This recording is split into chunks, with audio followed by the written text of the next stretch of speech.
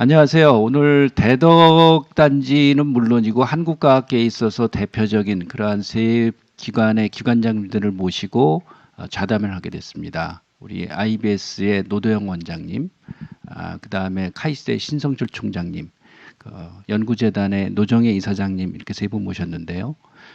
이분들은 한국과학계에서 대표적인 그러한 그 과학자 분들이시고 또 과학기관의 어떤 수장들이십니다. 그래서 한국과학계에 미치는 영향력이 굉장히 크신데 최근 들어가지고 그 팬데믹 코로나 사이언스로 인해 가지고 코로나 19로 인해 가지고 많은 그 변화가 있는데 그 가운데서 한국과학계가 굉장히 주목을 받고 있습니다. 그래서 네이처에서도 한국과학계 특집을 이렇게 내기도 했고 그러면서 한국의 그 위상이 올라가면서 K-사이언스라는 얘기도 나오고 있는데 그러한 부분들을 나온 것을 계기로 해가지고 우리는 어떻게 해나가야 될 것인가. 그리고 포스트 코로나 시대에는 완전히 뉴 노멀이라는 얘기도 많이 나오는데 그럴 때 한국과학계는 어떻게 해야 될 것인가.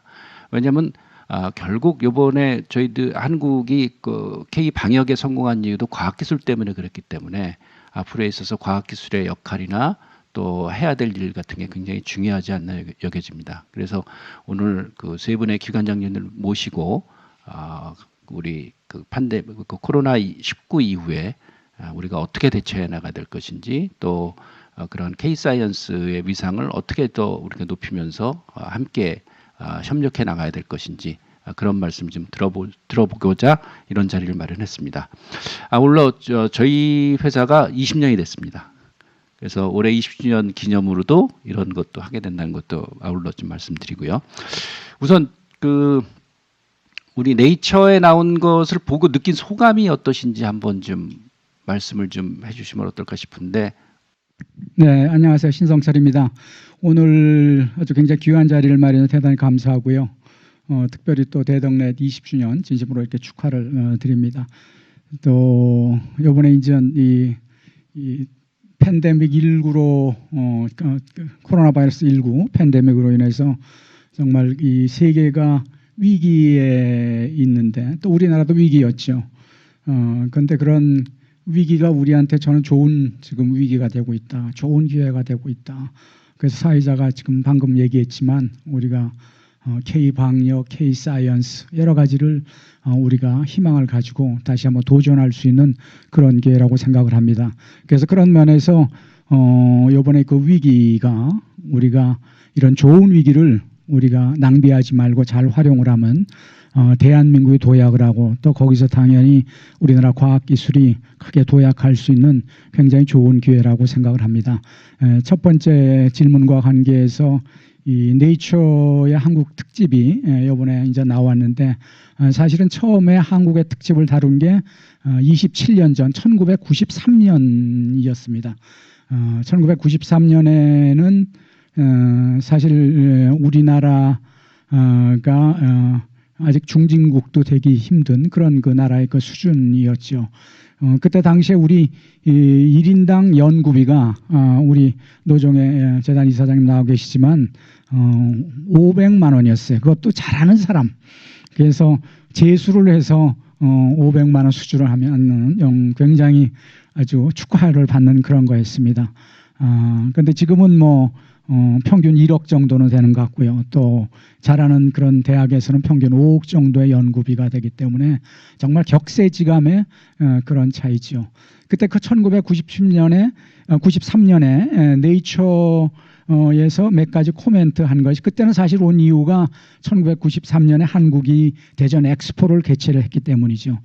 사실 그 많은 외국인들한테는 대한민국이라는 것이 전쟁에 가는 전쟁에서부터 피폐한 나라고 최빈국이었었는데 그런 나라에서 이 엑스포를 개최했기 때문에 그게 충분히 국제적인 관심이 될 수 있어서 대전 엑스포로 인해서 오게 된 거고 그때 이제 정부가 우리가 처음으로 거대 프로젝트를 시작을 했어요. 그게 이제 G7 프로젝트였죠. 그래서 정부 주도의 그런 G7 프로젝트가 주목을 받았고 또 그때 이제 한국이 이제 국제화를 막 시작하는 거였기 때문에 저희 카이스트에서 미국 공학기술인증원에서부터 평가를 받는 그런 일을 했습니다.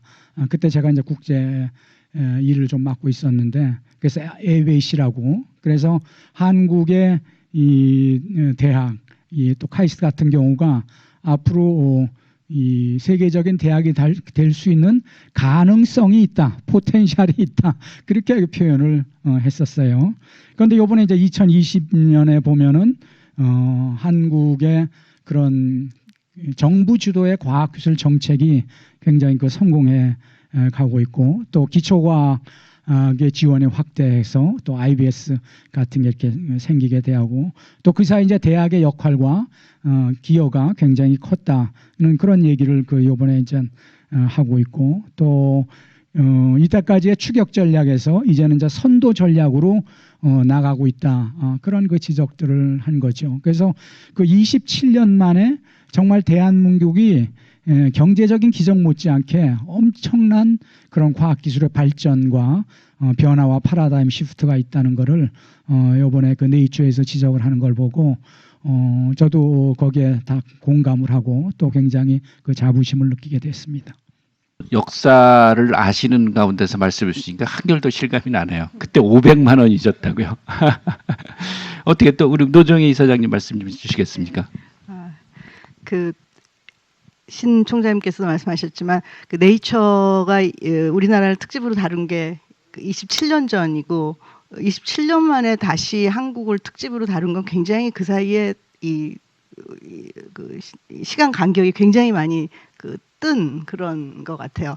진작에 다뤘어야지 되는데, 네. 한 세대네요. 30년 가까우니까. 굉장히 오래간만에 한국을 다루게 됐는데, 또 마침 다루게 된 그 시점이 우리가 코로나를 겪으면서 그거를 잘 헤쳐나가고 하는 그런 때에 이게 다루게 돼서 어떻게 보면은 이제 시기적으로 늦었지만 상당히 적절한 그런 거였던 것 같습니다. 미리 기획은 뭐 1년 전부터 한 것 같은데 나온 시기가 5월 말이기 때문에, 그러면서 제가 볼 때는 쭉 네이처 기사가 우리나라가 상당히 과학의 응용이나 이런 쪽으로 또 국가 발전에 필요한 이런 쪽으로 쭉 그 사이에 정부 차원에서 노력을 굉장히 많이 했고, 그런 탑다운의 성과들이 이제 많이 있었는데, 그런데 이제는 그것이 탑다운의 성과들이 있으면서 거기에 또 바텀업으로 기초의 연구 쪽으로 많이 쉬프트해서 투자를 하는 그러한 정부의 정책이 상당히 잘 작동이 되는 것 같다라는 그런 평가를 한 것 같습니다. 그래서 이제 그런 점들이 나름대로 탑다운과 바텀업의 조화를 제대로 하는 그런 나라로서 부각이 되는 것도 상당히 좋은 점인 것 같습니다. 그리고 마침 그때가 코로나 전국이었기 때문에 우리나라가 예를 들어서 진단 키트 같은 거를 재빨리 긴급 사용 승인해서 낼 수 있었던 것도 사실은 몇 년 전부터 메르스를 거치면서 거기에 투자했던 그거가 just in time, 딱 그 시점에 진입할 수 있었던 그런 거기 때문에 미리미리 하는 투자가 중요하다는 것도 보여주는 그러한 좋은 계기였던 것 같습니다. 네. 그런 측면에서 연구재단이 큰 역할을 하신 거죠. 네, 연구재단을 통해서 지원되는 연구비가 굉장히 중요한 역할을 하는 거죠. 네. 사람을 길러내고 네. 또 그때에 맞춰서 뭔가를 낼 수 있는 그런 그렇죠. 역할을 성과를 하니까요. 낼 수 있는 기술을 네. 개발하니까. 네. 네. IBS의 우리 노도영 원장님, 사실 IBS는 우리나라가 처음에 응용 연구를 시작해가지고 이 기초 연구를 본격적으로 하겠다 이렇게 하기 때문에 굉장히 의미 있는 그런 기관인데, 이번 네이처 기사 보고 또 한결 더 많은 소감도 있지 않을까 여겨집니다. 네, 뭐 두 분 말씀해 주시는데 공감하고요. 이게 저는 네이처에서 이제 이 기사를 다루는 걸 보고 이제 세계적으로 한국의 과학이 인정을 받기 시작했다, 이제 뭐 그런 거를 느꼈고요. 또 이제 분석 모드로 들어가지 않나, 한국의 과학을 어떻게 하고 있나 이런 분석. 그러니까 이제 어떻게 보면 지금까지는 이렇게 키워지고 싶은 나라였는데 지금은 어느덧 세계 경쟁 상대가 되는 거를 이제 인식하기 시작했다는 게 이번 네이처 특집 기사에서 제가 좀 느낀 바고요. 뭐 말씀해주신 대로 이 정부 투자가 규모가 크고 그런 것들을 네이처에서도 짚어줬고, 그런데 이제 지금까지는 탑다운이 많이 있었고요.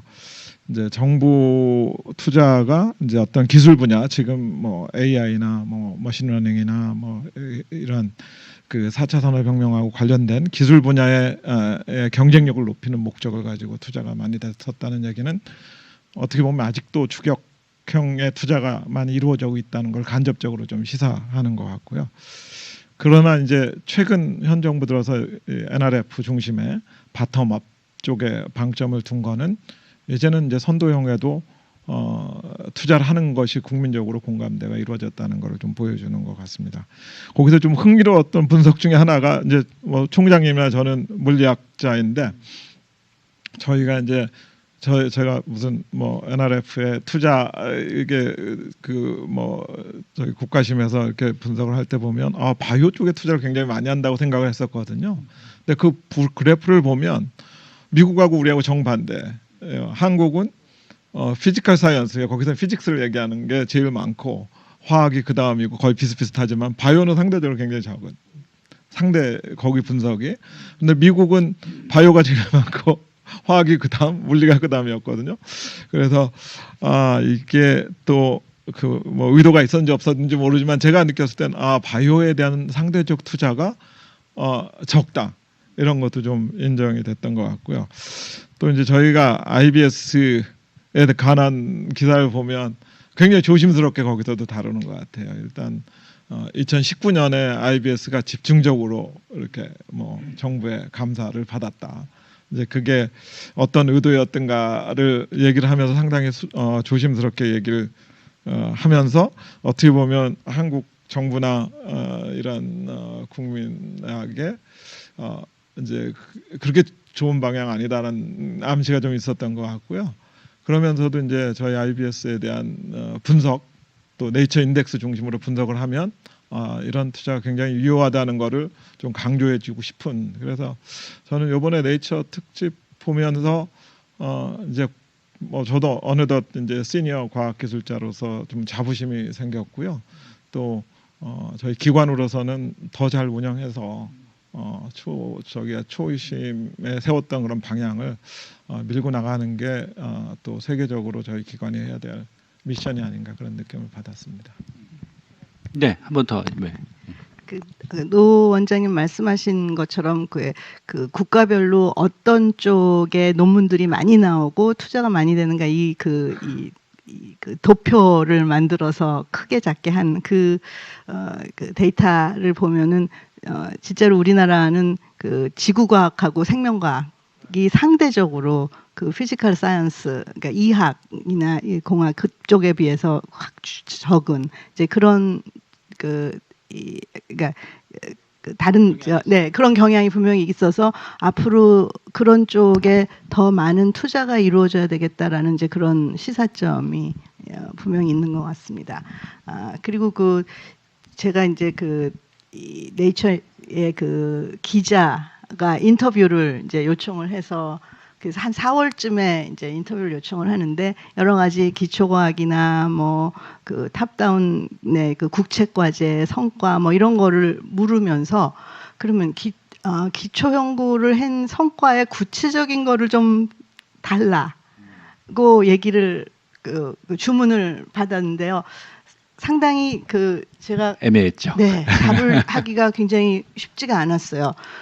그리고 그러면 이제 어떤 구체적인 성과를 얘기할 때 상당 부분의 스타 플레이어들이 IBS에 많이 계시거든요. 그러니까 이제 IBS에서 스타 플레이어들을 얘기할 수 있는 이외에 그러면 연구재단이 기초연구 지원해서 어떤 성과가 있었는지 예를 들어서 얘기를 해달라. 그랬을 때 우리가 잘하는 어떤 분야라든가 잘하는 연구자에 대해서 평소에 발굴을 너무 안 하고 있구나. 인정을 잘 안 하려는 경향도 있을 수 있지만 발굴을 잘 안 하고 있구나라는 거를 순식간에 느낄 수가 있었어요. 그래서 그때 급하게 물론 뭐 우수 연구 성과 몇 선 해갖고 이렇게 뽑는 거는 있지만 우리 자체적으로 볼 때 경중을 따져서 어떤 분이 최근에 연구를 참 잘하시는지 이런 것들을 끄집어내는 그 연습이 안 돼 있다라는 걸 깨달았습니다. 그래서 급하게 저희가 예를 들어서 물리학 분야의 광학 연구를 참 잘하시는 분, 그다음에 지구과학 쪽에서 최근에 뭐 제주도에서 쭉 10년 동안 그 대기 모니터링하면서 그 미세먼지나 그 뭐 CFC 농도 측정한 그 연구자, 경북대 박선영 교수라든가, 아까 그 물리학 경우는 고려대 뭐 박홍규 교수라든가, 그 포토닉스 하는 그 광학하는 분,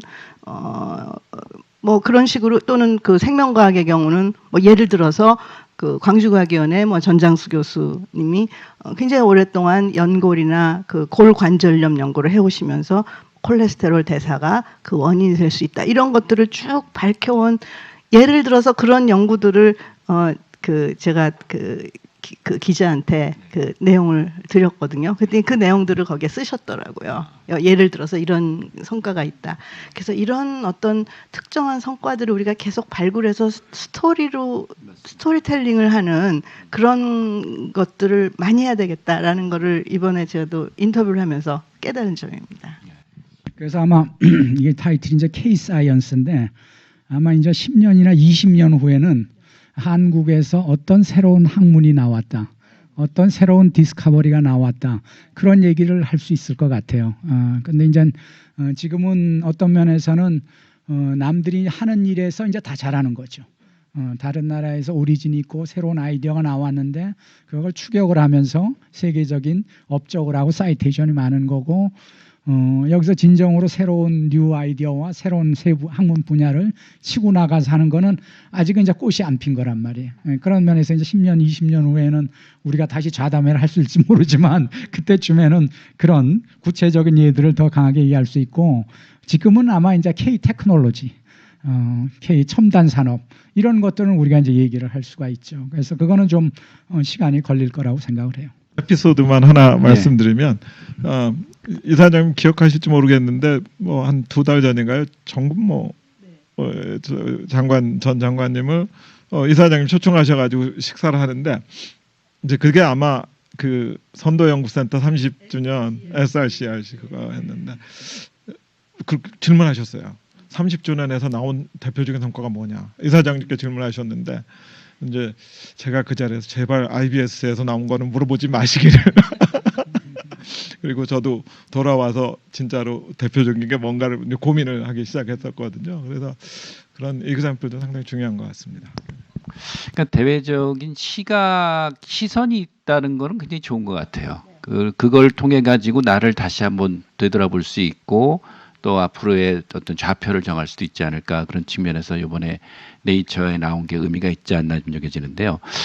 우리나라가 여튼 그 요번 네이처 계기로 해가지고 과학의 변방에서 아직 중심까지는 아니지만 그래도 중심에 상당히 접근해 있는 그런 쪽으로 됐다는 걸 좀 평가를 받은 것 같은데요. 한국 과학사를 보게 되면은 저 키스트가 한국 과학의 출발이다라고도 볼 수 있을 것 같은데, 그렇다면 이제 올해 우리가 55년이 된 거가 아닌가 여겨집니다. 1965년도에 출발했으니까요. 여튼 그 우리가 요번에 이렇게 93년에 나왔고 이어서 이렇게 그 올해 나와가지고 한국 과학의 평가를 받고 있는데, 여기에는 그 여튼 그 정부의 투자도 있지만 여튼 이렇게 현장에 있는 과학자들이 잘해가지고 된 것이 아닌가, 그런 부분들을 우리들이 인지할 필요가 있지 않을까 여겨지는데, 선배 과학자분들께 아무래도 이제 계속 연구 활동을 해 오시고 또 이 선배분들의 연구 모습도 보시지 않았나 여겨지는데, 그 선배 과학자분들께 한번 이 일종의 감사의 말씀이랄까요? 그분들이 잘하셨으니까 이렇게 됐지 않았나 여겨지는데, 그런 말씀들을 한마디 쭉 해주실 수 있으실까요? 그 우리의 이제 그 근대 과학, 현대 과학이 시작한 거가 한 1960년부터 보면 되고요. 사실 1960년대는 정부가 지원한 연구비는 거의 없었습니다. 자기 월급으로 자기가 장비를 사고 그러는 그 시절이었죠. 그렇지만 학문에 대한 열정 때문에 스스로가 작은 실험실 꾸며서 그 연구하는 그런 거였고요. 그러니까 우리가 일본이 우리보다 이제 사이언스 굉장히 앞서가는데 결국 일본보다는 한 7, 80년 늦게 시작했다고 봐요. 그래서 제가 볼 때는 지금 1세대의 과학자들이 1960년서부터 한 30년 했다고 보고 그 30년이면은 그때는 아까 이제 제가 90년대 연구비가 잘하는 사람이 500만 원이라 그랬잖아요. 그러니까 60년 때는 연구비는 없었다. 그다음에 자기 월급으로 연구했다.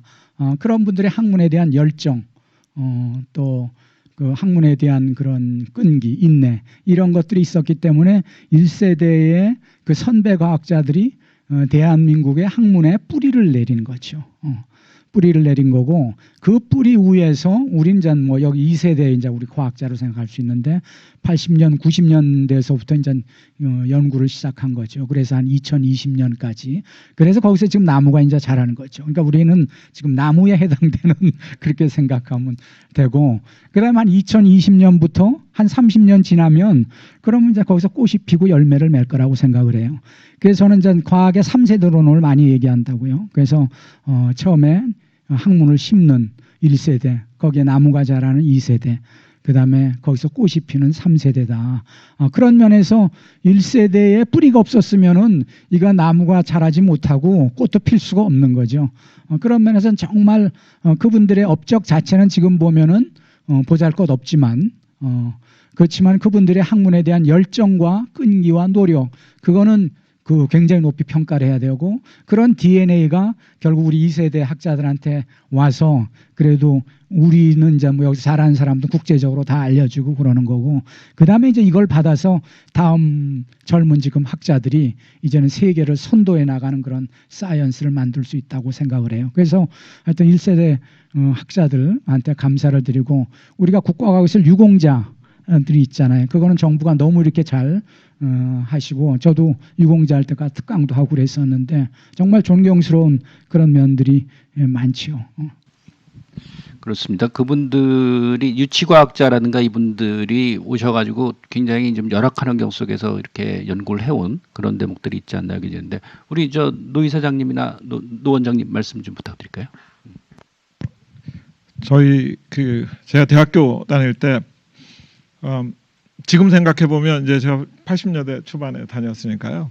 그때 지금 생각해 보면 90년대 들어와서나 우리나라에서 과학 기술 연구를 시작했고 80년대는 거의 논문도 안 쓰는 그런 수준이었는데 제가 감사드리는 거는 그때 교수님들이 교육은 적어도 세계적인 교육을 해주셨어요. 그러니까 연구 경험은 없으셨지만 그때 저희 학생일 때 저희들한테 가르친 수준이 제가 이제 뭐 그때는 유학을 많이 가는 분이 유학을 85년에 MIT에 갔는데 거기서 가르치는 수준하고 차이가 없고 오히려 저희가 여기서 배웠던 거기서 과목을 들을 때 이거 내가 학부 때 다 배웠는데 왜 대학원 때 또 가르치냐 뭐 이런 식의 그래서 그때 연구 기반은 없었지만 과학기술 교육에 대해서는 그 당시 이제 리더였던 분들이 많이 해주셨고 70년대서부터 그거는 되었던 것 같습니다. 그래서 저희가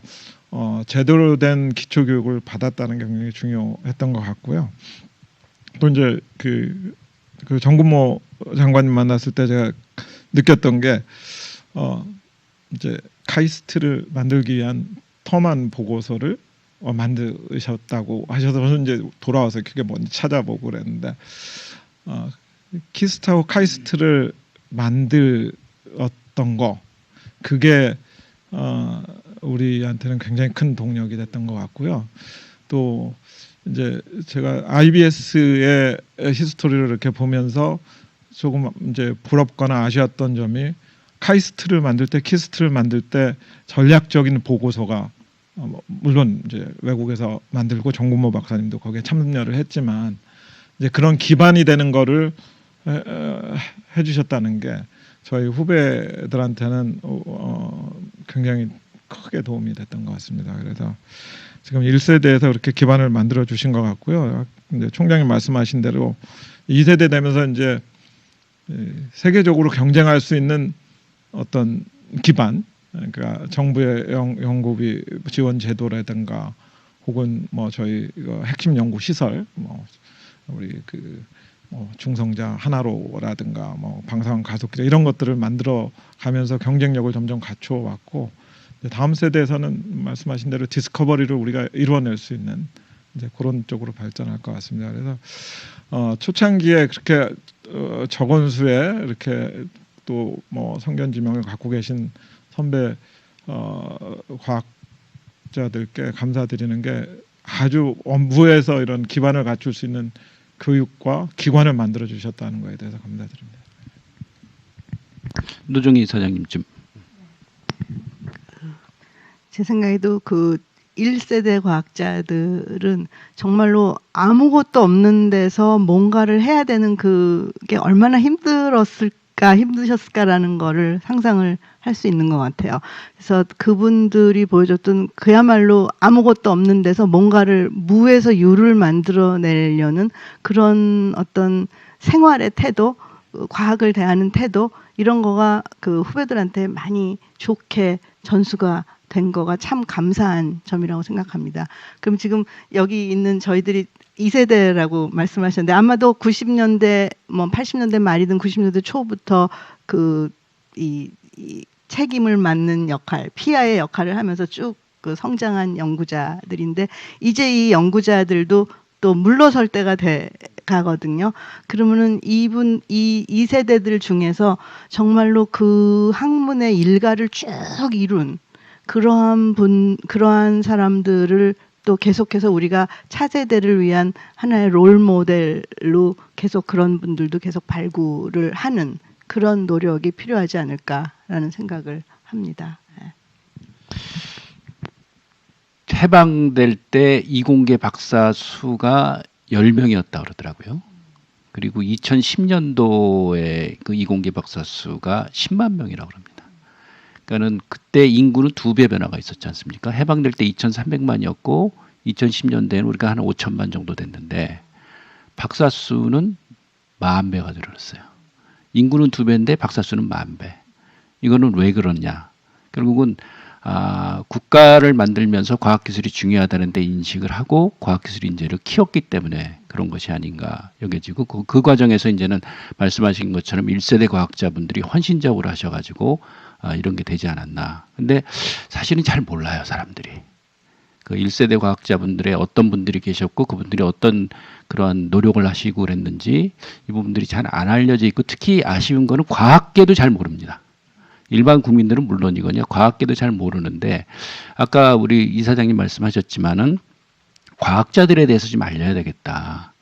그 작업들이 이제 연구도 중요하지만 이렇게 사람들과 같이 호흡하는 그런 부분들 중요하지 않을까 여겨지는데 아까 이제 우리가 정부 주도로 이렇게 그 투자를 잘했다 그러는데 정부가 투자하기 위해서는 국민들의 동의가 있어야 됩니다. 국민들이 과학기술에 대해서 이거 우리의 어떠한 생존과 관련된 거니까 투자해야 된다. 그리고 동의를 해줘야지 투자를 할 수가 있지 않는가 여겨지는데 여튼 그런 측면에서 국민들한테 과학을 설명하는 거, 뭐 다른 말로 하면 과학 대중화라는 표현을 하기도 하는데요. 이러한 부분들도 굉장히 중요하지 않나. 근데 상대적으로 좀 아쉽지 않나 하는 느낌도 좀 듭니다. 그래서 우리가 이번에 이제 그 한국 과학이 이제 나름대로 세계에서 일정한 그 위상에 달했다 이런 얘기를 좀 외부로부터 평가를 받았고 그런데 그러면 이 대목에서 우리가 국민들 거에는 어떤 식으로 과학을 설명을 하고 또 국민들이 과학적 지식을 쌓아가지고 세상에 대해서 더 이해를 하면서 그 세상을 더 잘 이렇게 이끌어 나갈 수 있는 그렇게 할 수 있을지에 대해서도 한번 코멘트들을 좀 부탁드리고 싶습니다. 그 과학의 대중화, 그 다음에 과학의 아웃리칭 그건데요. 사실은 이게 선진국에서는 유명한 과학자의 의무 중에 하나가 자기가 알고 있는 과학적인 지식과 사실을 대중들한테 이렇게 잘 전달하고 쉽게 설명해 주는 걸 굉장히 중요한 의무로 생각을 해요. 그러니까 노벨 수상자 중에서도 그런 분들이 굉장히 많고 사실은 제가 이제 93년도쯤에 방송 활동을 한 1년 했어요. 거기 뭐 KBS에서 40분에서 1시간짜리 제 프로그램이 있는 그런 했어요. 그때 많은 사람들이 보는 그 눈이 저 사람 저 왜 방송에 나가나? 그러면서 다 텔레페서가 되려고 그러나 정치가 되려고 그러나 과학계 내에서. 과학계 내에서. 예. 근데 그때 이제 제가 나가기 전에 왜냐하면 그때 제가 한참 또 연구를 할 그런 시점이니까 40대 초반에 그러니까는 굉장히 제가 그 선배들하고 상의를 많이 했어요. 근데 1세대 선배들은 전부 다 방송에 좋은 기회다. KBS 그 좋은 얼마나 좋은 기회냐 가서 방송을 하라고 그래요. 근데 이런 동료들이나 그러니까 한참 뭐 연구를 하고 있던 이런 분들 중에서는 저 시간 아깝게 왜 나가느냐. 저 사람 앞으로 무슨 목적을 가지고 저런 거 나가느냐. 그래서 완전히 양극단의 그런 의견이 있었어요. 그렇게 하고 사실 방송 한 1년 하고 나서도 큰 프로젝트 낼 때 떨어지는 이유 중에 하나가 저 사람 방송 나간 사람 그런 경험이 있었다고요. 그런데 그때 1세대 학자들이 저한테 나가라고 이렇게 격려를 하고 추천을 하는 이유가 과학이 대중과 너무 멀어져 있다는 거지. 첫 번째는. 두 번째는 과학이 집권자 또 정치하시는 분, 위정자들하고 너무 멀다는 거지. 근데 그분들이 사실은 결정을 하는 사람들이 아니야. 예인사를 분배를 하고 법안을 만들고 그렇기 때문에 그분들을 잘 이해를 해야 된다는 거예요. 그래서 자기가 그때 이제 나간 경험이 있는데 지금은 많이 참 달라진 것 같아. 지금은 굉장히 연구도 잘하는 사람들이 대중 강연 나가서 굉장히 쉽게 설명을 해주고 특히 최근에 이제 이 코로나19 사태 때도 뭐 IBS나 카이스트나 서울대학 교수님들이 아주 그 잘하는 분들이 무게 있게 신뢰감 있게 코로나에 대한 사실을 팩트를 과학적인 팩트를 정확히 해주거든요. 지금은 이제 많이 달라진 것 같아요. 그래서 이제는 우리나라의 그 잘하는 과학자들 그런 선도 과학자들이 자기가 알고 있는 지식을 혼자만 향유할 게 아니라 일반 대중과 같이 호흡을 하고 더 나아가서는 우리나라의 이 위정자와 정치가들한테 과학의 중요성을 알리는 게 굉장히 중요하죠. 이번 코로나19 사태를 보면서 이제 한 나라의 힘은 정치가의 말에 있는 게 아니죠. 정치가가 힘 있는 말을 하려면 과학기술이 백업을 해줘야 돼요. 그러니까 예를 들어서 우리나라가 이번에 진단 키트에서 히트를 못 쳤다면 우리가 이렇게 K 방역 국가로 전 세계에 이렇게 부각이 되지 않을 거란 말이죠. 그래서 그런 것들을 정확히 알려주는 게 굉장히 중요하고 왜냐하면 정치가는 결국 우리가 한정된 리소스를 가지고 그것을 나눌 수 있는 힘과 법안을 만들 수가 있는 거예요. 그런데 이제는 우리가 쫓아가는 게 아니고 선도의 단계에 들어가 있는데 우리가 선도의 단계의 경쟁국이라는 게 지금 뭐예요? 미국, 중국, 일본, EU예요. 그럼 미국은 우리보다 예산이 6배 많고 중국은 5배 많고 일본은 2배 많아요. 연구 인력도 보면은 중국이 우리보다 5배 많고 미국이 4배 많고 일본이 2배 많아요. 그러니까 우리가 지금 경쟁국의 6분의 1 내지 2분의 1의 리소스를 가지고 경쟁을 해야 되는 거예요. 그러면은 이게 정치가들의 그 인사이트가 굉장히 중요하죠. 그런 면에서 우리가 이 비과학계 사람들하고 서로들 이렇게 커뮤니케이션하고 서로들 그 인터페이스를 하는 게 굉장히 중요한 지금 시대가 그렇게 됐다고 생각을 해요. 과학 대중화를 생각할 때 우리가 왜 과학 대중화를 하려고 하는가? 그러니까 어떻게 보면은 우리가 하고 싶은 얘기를 하기 위해서 이제 대중이나 아니면은 정치권의 얘기를 할 때 예를 들어서 과학기술 투자를 더 많이 늘리기 위해서 또는 우린 정말 중요한 존재인데 왜 안 알아줍니까? 라는 그런 차원에서 시도를 하는 것들은 사실은 별로 대중들에게 먹히지 않고 설득력이 없다고 생각합니다. 그래서 이제는 지금 아까 총장님도 그 코로나를 겪으면서 여러 그 기관이나 개인들이 그 국민이 궁금해하는 그런 부분들을 풀어주는 강의나 여러 가지 매체들을 사용했을 때 많이 호응하면서 관심을 갖고 들으시는 이런 것들을 말씀하셨는데 굉장히 이번 코로나 사태가 좋은 하나의 계기인 것 같아요. 그러니까 일반 대중이나 국민이 관심이 있고 알고 싶은 그런 것들을 파악을 해서 거기에 맞는 이 과학 기술이 줄 수 있는 그런 정보라든가 뭐 해답이라든가 이런 거를 주는 그런 노력들이 앞으로도 계속 돼야 된다고 생각하거든요. 그래서 대중이 관심 있는 주제를 계속적으로 생각을 하면서 그쪽 눈높이에서 과학기술을 하는 사람들이, 과학기술자들이 거기에 맞는 그 정보들이나 그 수단들을 제공을 할 필요가 있겠다, 이런 생각을 합니다. 그러니까 내 이익을 위해서 그런 게 아니라 정말 공동의 이익을 위해서 그 설명을 하고 사람들한테 알려나가는. 사실 이공계 분들 만나면서 가장 아쉬운 게 바로 그 점입니다. 본인들의 이익에는 굉장히 강한데요.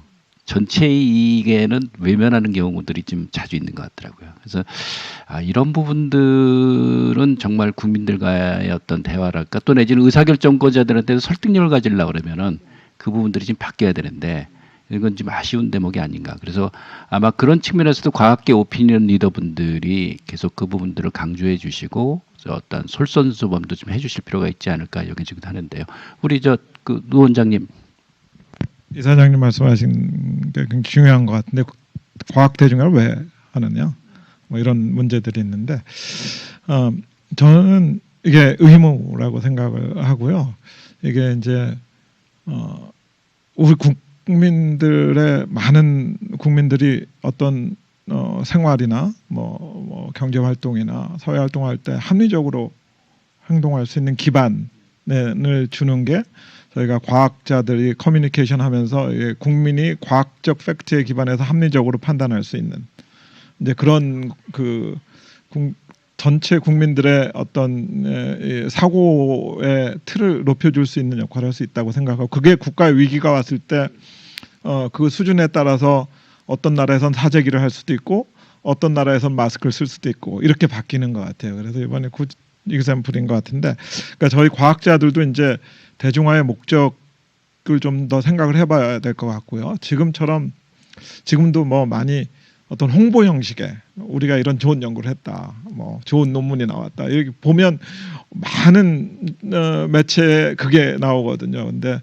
이제 그런 단계를 이제 좀 넘어서서 과학적 팩트를 전달해 주고 거기에 또 국민들이 관심을 가질 수 있는 그런 게 중요한 것 같습니다. 그래서 이제 제가 놀라운 거는 저희가 뭐 그렇게 뭐 노벨상을 탄 것도 아니고 뭐를 한 것도 아닌 것 같은데, 국민들이 과학기술에 투자하는데 동의를 하는 게 그게 굉장히 감사하고 놀랐고요. 그동안 이제 됐다, 이제 그만큼 했는데 나온 것도 없는데 그만하세요, 그럴 것 같은데 그러지 않고 꾸준히 이제 그 동의를 해주시는 거. 그리고 이제 뭐 미국에서 어떤 리포트 보니까 국민 모두가 25센트를 내면 이제 화성에 갈 수 있는 우주선을 미국에 쏠 수 있는 거예요. 그러면 25센트를 내는데 국민들은 그거 뭐 화성에 갔다 그래서 자기가 먹고 살 게 안 생기는데 동의를 하는 거잖아요. 그래서 이제 그런 국민적 동의가 과학기술 발전에 굉장히 중요하다고 생각을 하고요. 예를 들어서 말씀드리면, 제가 이제 대중에서 뭐 과학기술 얘기하는 걸 미국에서 처음 봤을 때가 1987년도에 이제 고온 초던조체가 나왔을 때 뉴욕타임스에 일면에 나왔어요. 그래서 이게 무슨 뉴욕타임스에서 이런 거를, 그런데 이게 있더라고요. 그러고 나서 이제 거기 보면 이제 그 먼데이, 월요일인 것 같은데 사이언스 섹션이 있잖아요. 근데 사이언스 섹션에 나오는 건 학문적으로 굉장히 높은 수준의 글이 나와서, 이제 우리도 이제 그런 정도의 높은 수준의 글이 나오고 국민들이 관심을 가질 수 있고 이제 그런 게 됐으면 좋겠고, 제가 미국 입국을 하다가 한번 입국 심사자한테 걸린 적이 있는데요. 당신 뭐하러 미국에 오냐? 뭐 학회 갑니다. 뭐 컨퍼런스, 무슨 컨퍼런스? 물리 컨퍼런스라. 그래요? 그러면 프로톤 라이프타임이 얼마? 프로톤 양성자의 이게 라이프타임이 얼마냐? 그걸 물어봐요. 그래서 이 양반이 그래서 이제 그거 좀 당신이 그걸 왜 물어보느냐 나한테. 그래서 물리학자라고 그래서 물어봤다. 그래서 자기도 뉴욕타임스에서 봤다는 거예요. 그러니까 그래서 제가 느낀 게 이게 이제 대중들이 그 정도, 그러니까 양성자가 뭔지는 알고, 근데 그게 얼마나 붕괴가 안 되고 오래 가느냐까지 어디서 이제 본 거죠. 그래서 이런 게 중요하구나. 그래서 그때 뭐 재밌게 얘기를 둘이 했던 기억이 납니다. 예. 결국 그 왜 사이언스를 하느냐, 왜 사이언티스트가 되느냐, 좀 더 근본적인 질문에서 이렇게 출발하는 게 좋을 것 같아요. 그러니까 아마 이 세대들은 정말 과학을 좋아한다기보다는 뭐 공부 잘하면 뭐 물리하고 뭐 수학하고 뭐 이런 건 공부 잘하니까 그렇게 얘기를 하는 거죠. 그다음에 이제 미국 그 박사학위 받으러 가는 거는 미국 박사하고 나면은 취직이 잘 되고 좋은 대학 가고 대부분은 그런 가치관에서 이렇게 하는 거죠. 근데 이제 다음 세대는 정말 자기가 사이언스를 좋아하고 그거를 통해서 베이직 사이언스 하는 사람은 우리가 숨겨진 자연의 진실과 또 섭리를 자기가 먼저 알아서 일반들한테 우리의 지식의 수준을 높여주는 거고 또 공학 마인드가 있는 사람은 새로운 응용을 통해서 좀 더 인류의 문명에 기여를 하고 그런 가치 교육을 하는 게 굉장히 중요한 것 같아요. 그래서 제가 이제 최근에 자꾸만 주장하는 것들은 우리 교육이 이때까지는 기능 중심의 교육, 성공 중심의 교육에서부터 이제 가치 중심의 교육으로 가야 된다. 그래서 제가 이제 카이스트 비전도 세우면서 글로벌 가치 창출 선도 대학이다. 그 말을 썼어요. 그러면서 학문적인 가치를 창출하고 기술적인 가치를 창출하고 그게 경제적인 가치로 연결하고 궁극적으로는 사회적인 가치를 창출하자. 그러니까 사회와 같이 가자는 그런 거죠. 그래서 우리 시대 때는 많은 사람들이 왜 기초과학을 하느냐 그러면 노벨상을 타기 위해서요. 그게 정답이었어요. 다 정답이었어요. 그런데 그 상은 부수적인 거죠. 그러니까 다음 세대는 우리가 상의 목적이 아니고 자기가 정말 과학을 좋아하고 진리를 탐구하기 위해서 하는 그런 자세가 되는 거고 또 최근에 이제 기술 우리가 스타트업을 굉장히 중요시 여기잖아요. 스타트업에 대한 가치가 정립이 안 돼 있는 거니 지금 전부 다 스타트업 하면은 돈 많이 벌어라 유니콘 되라 1조 원 유니콘 되라 거기까지만 얘기하는 거죠. 그런데 그 다음에 유니콘 기업이 되고 나서 뭘 할 거냐? 그 다음에 가치를 안 가르쳐 주는 거예요. 그게 이제 사실은 미국의 스타트업의 기업가 정신하고 우리 기업가 정신하고 많이 달라요. 그래서 거기에 우리가 사회적 기업가 정신이 들어와야 되는데 그런 면에서 이제 우리 세대와 다음 세대는 확실한 그런 가치 중심의 그런 사이언스를 하면 좋겠다는 생각이 들어요. 말씀하신 그 가치라는 게 결국은 인간으로서의 가치 또 사회의 가치 이런 거를 과학을 하는 사람들이 좀 더 생각을 해야 된다라는 이제 그런 차원의 말씀으로 공감을 합니다. 그래서 흔히들 과학자들은 뭔가 이 골방 같은 연구실에 들어앉아서 거기에만 몰두하는 이런 이 이미지가 있잖아요. 근데 사실은 그게 예전에는 그렇게 갈 수 있었을지 모르지만 앞으로는 그게 사회하고 유리된 과학이 아무 의미가 없기 때문에 정말로 그 차세대의 과학자들은 좀 더 그런 면에서 지금 보면 젊은 과학자들은 거의 사회와 과학의 벽을 많이 안 두고 있는 그 젊은 과학자들이 참 눈에 많이 띄는 것 같아요. 그래서 그런 식으로 그 사회의 요구나 사회에서의 가치를 항상 생각하는 그런 과학을 해야 된다는 생각을 합니다. 그게 과학대중화의 그런 면하고도 그게 되고 어떻게 보면 또 그게 대중들이나 국민들을 과학하는 대중의 과학화 그거하고 같이 같이 연계가 되는 그러한 부분이라고 생각이 됩니다. 네. 그러니까 한마디로 이제는 과거에는 과학을 하는 이유가 먹고 살기 위해서 그거 하면 취직 잘 되니까 또 내지는 일정한 직위가 보장이 되니까 이렇게 됐는데 이제는 말씀하신 것처럼 왜 과학을 하는가 그런 근본적인 질문으로 나가고 그러면서 어떠한 그 가치 자체를 자신의 어떤 안위가 아니라 공동체의 어떠한 전체적인 발전 이런 걸로 좀 둘 수 있지 않을까 여겨지는데 자 그렇게 되면은 연구에 있어서 자율성이 굉장히 중요해집니다. 근데 지금 우리나라는 그 과학자들한테 자율성이 있냐 하게 되면은 저는 거기에 대해서는 부정적입니다. 비근한 예로 참 너무나 안타까운 얘기지만은 과거에 과학자분들한테 연구비 이렇게 하고 그러면서 피자 먹지 마라. 또 내지는 최근에 코로나야 이렇게 나오고 그러면서 점심 같이 먹지 마라. 뭐 이런 식으로 뭔가 이렇게 과학자들을 연구를 할 수 있도록 서포트하는 것보다는 옥죄는 쪽으로 가는 그러한 그 과학 행정이 좀 있지 않았나 여겨지는데, 이러기 위해서는 과학계 스스로도 자율성을 확보하기 위한 노력들이 좀 필요하고, 그런 가운데서 오피니언 리더분들도 굉장히 의견이 중요하지 않을까 여겨지는데, 자, 과학계의 자율성 어떻게 확보할 것인가? 정말 제대로 된 과학 하려고 그러면은 과학자들한테 많은 자유가 주어져야 될 거 아니겠습니까? 그런 측면에서 이 과학계의 자율성 확보를 위해서는 어떻게 해야 될 것인지에 대해서 한번 의견들을 좀 주시면 좋을 것 같습니다. 우선 사회가 신뢰 사회가 돼야 되죠. 그러니까 누가 신뢰를 먼저 줄 거냐. 예를 들어서 연구비를 주는 데서 먼저 신뢰를 줄 거냐, 감사하는 데서 먼저 신뢰를 줄 거냐, 그렇지 않으면 과학자들이 신뢰를 구축해 나갈 거냐.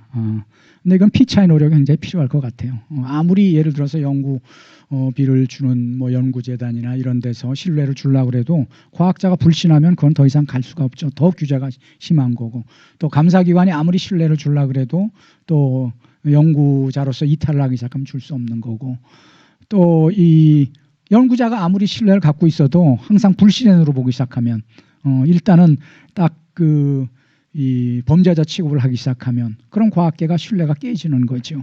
근데 이거는 우리가 이제 지금 추격의 단계에서 선도로 가기 위한 굉장히 중요한 이슈 같아요. 그러니까 우리 뭐 노 이사장님 잘 아시겠지만은 미국 NSF 같은 데는 연구비 따기는 굉장히 힘듭니다. 경쟁이 굉장히 힘들어요. 노벨상도 뭐 연구비 그 수조 다 실패하고 그러는데 연구비 딸 때는 굉장히 철저하게 실력 위주로 평가를 하고 따고 나서는 연구에서는 굉장히 자유도를 줘요. 그다음에 뭐 보고서 그렇게 뭐 긴 보고서 내지 않아요. 이건 뭐 캐나다도 마찬가지고 자기 논문 낸 걸로 가름을 다 한단 말이죠. 그만큼 이제 신뢰를 하는 거고, 예를 들어서 독일 같은 막스 프랑크 같은 경우에 보면은 막스 프랑크의 처음에 이 초대 이 소장이 대부분은 계속하는 경우가 많아요.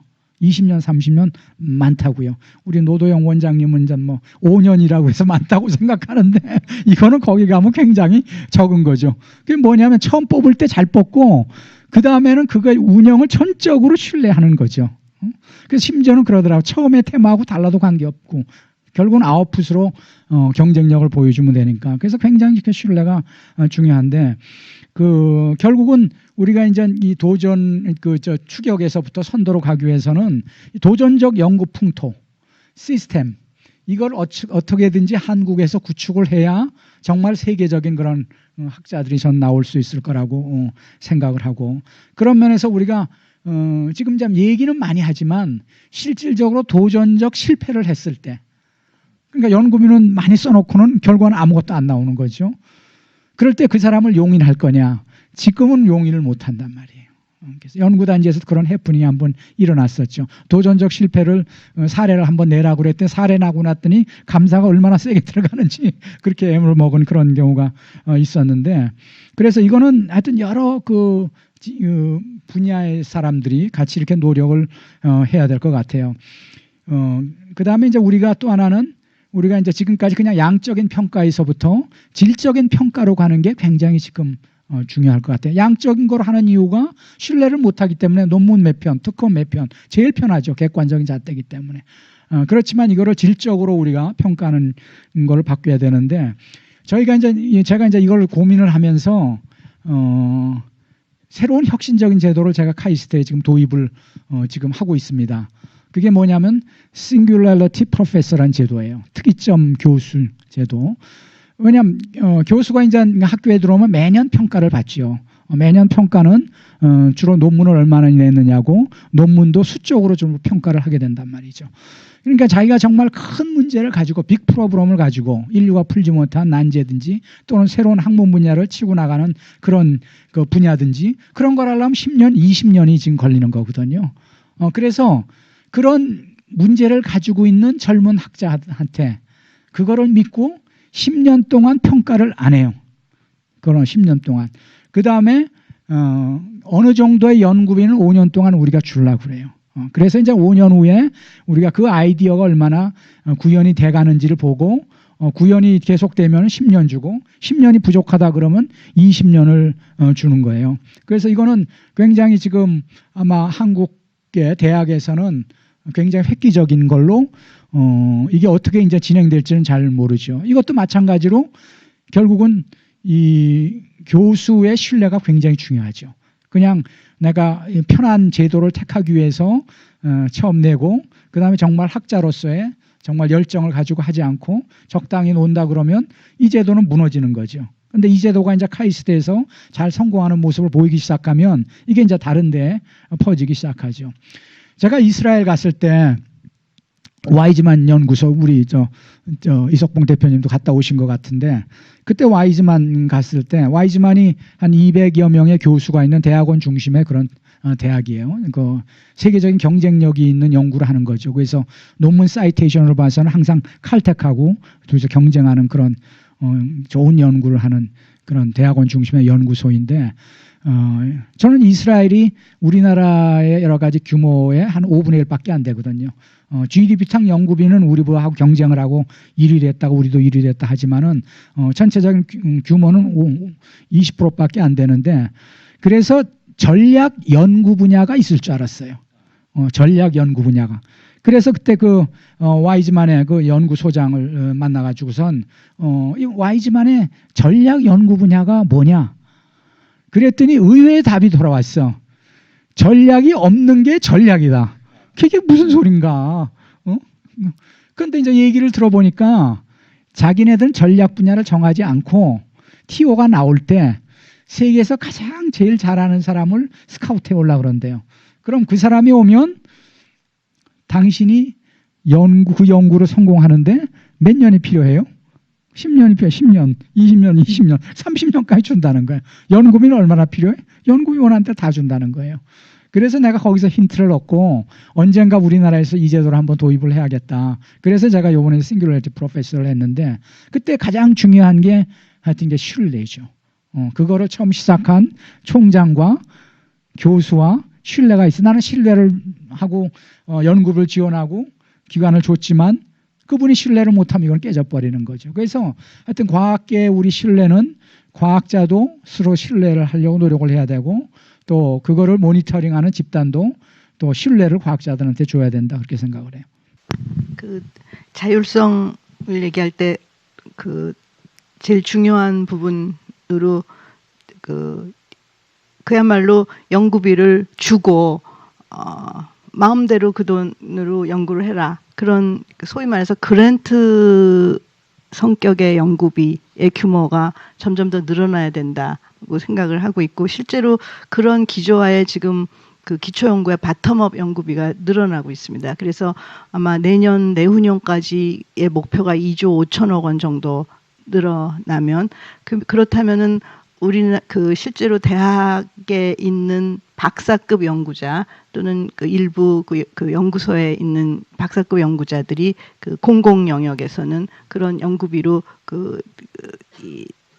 자기가 하고 싶은 연구를 마음껏 하게 하고 그거에서 중간에 연구 목표가 달라지더라도 뭐라고 하지 않는 그런 식의 연구 과제가 더 늘어나는 게 굉장히 필요하다고 생각합니다. 그래서 지금 총장님 아까도 그 전략이 없는 게 전략이고 사람에 투자한다는 그런 그 중요한 원칙을 말씀을 해주셨는데 우리나라의 연구의 그 중요한 이 강조점도 그런 식으로 사람을 믿고 투자하는 이런 이제 연구비의 규모가 점점 더 늘어날 필요가 있다라는 게 중요한 포인트 같습니다.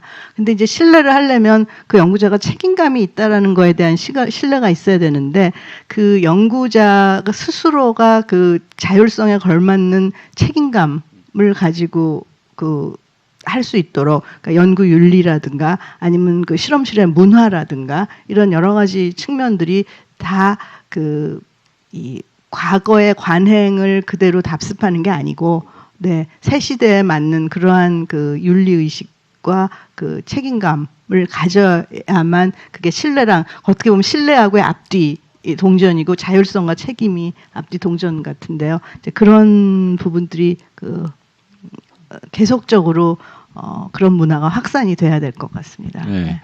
그 그랜트 성격을 갖고 연구비를 일단은 주면은 알아서 처리하게 하는 부분 이렇게 있고 그러지만 삼성 미래기술재단을 보니까요. 중간중간에 체크하는 게 아니고 그 사람이 필요로 하는 게 뭔지 계속적으로 같이 상의를 하면서 연구 방향이 제대로 갈 수 있도록 서포트해 주는 게 있더라고요.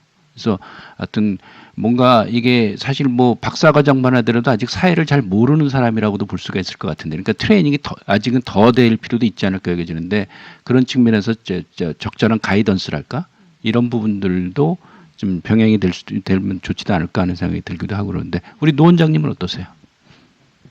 제가 IBS 원장 되고 가장 어려움을 겪는 부분이 이 부분입니다. IBS의 철학이 되게 철학, 그리고 가장 강조했던 게 사실은 수월성이었는데, 제가 생각했을 땐 자율성이 수월성보다 더 중요하다고 생각이 들고요.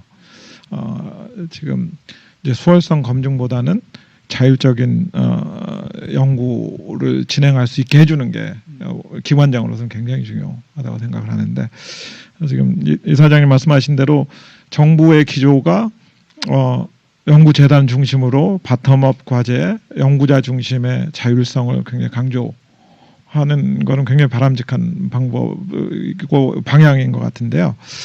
이제 연구기관에 있어서는 아마 총장님도 느끼시겠지만 기관의 자율성은 상당히 지금 어렵습니다. 자율성을 찾기가 기관을 운영하는 데 있어서, 그러니까 어떤 기관장이 어떤 철학을 가지고 그 기관의 여러 기관 내부 외부 사람들하고 같이 의논을 해서 가장 좋은 방법을 찾아서 할 텐데, 이제 거기에 대한 자율성이 많이 억제가 돼 있고 그게 바로 연구자들한테 이제 전달이 되거든요. 그래서 이제 연구자로서 가장 중요하게 중요한 자율성이 뭐냐? 연구비 가지고 무슨 식사를 한다 이런 것들은 사실 굉장히 마이너한 거고요. 연구자들이 가장 필요한 거는 물론 본인의 아이디어가 가장 중요하지만 이제 기관 측면에서 보면 연구 인력의 확보가 가장 중요해요. 그래서 연구자가 어떤 같이 연구할 수 있는 연구원을, 저희 같으면 연구단에서 사람을 뽑는데 이 뽑을 때 연구단장이나 책임자가 필요로 하는 사람을 자율적으로 쉽게 뽑을 수 있게 해주는 게 굉장히 중요한데, 여러 가지 문제로 인해서 이게 굉장히 어려워지고 있습니다. 그래서 심지어는 과학기술 인력도 블라인드 테스트를 해야 된다는 이런. 그러니까 IBS도 블라인드인가요?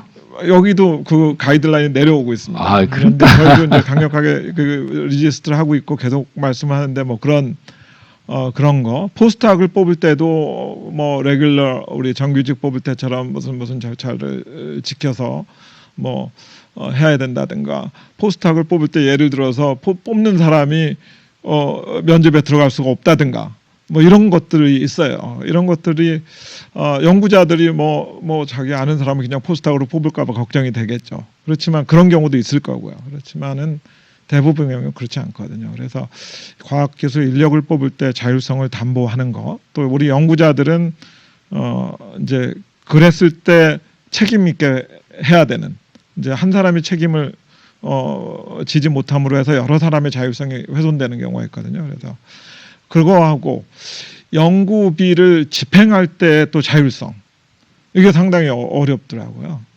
저는 아직도 지금 동의하지 않는 게, 왜 지금 우리나라가 이 정도 세계 수준으로 올라와 있는 나라인데 아직도 장비비하고 일반 연구비를 나눠서, 장비비는 얼마 이상이면 꼭 무슨 심의를 받아서, 그전에는 장비비를 낭비하는 거에 대한 연구 책임자들이 낭비하는 거에 대한 걱정이 있었는데, 이제 그 정도는 넘어가야 되지 않을까.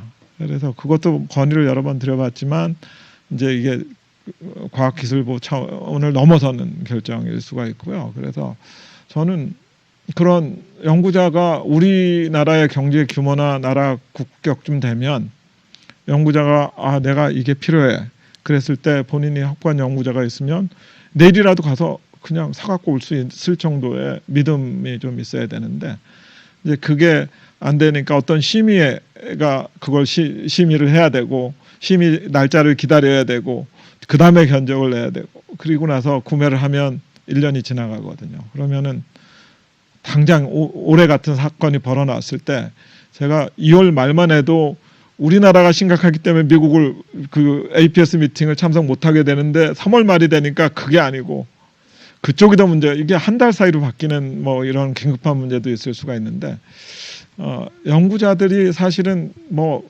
일반적인 시각에서 봤을 때 타당하지 않은 일도 본인 시각에서는 굉장히 긴급한 게 있거든요.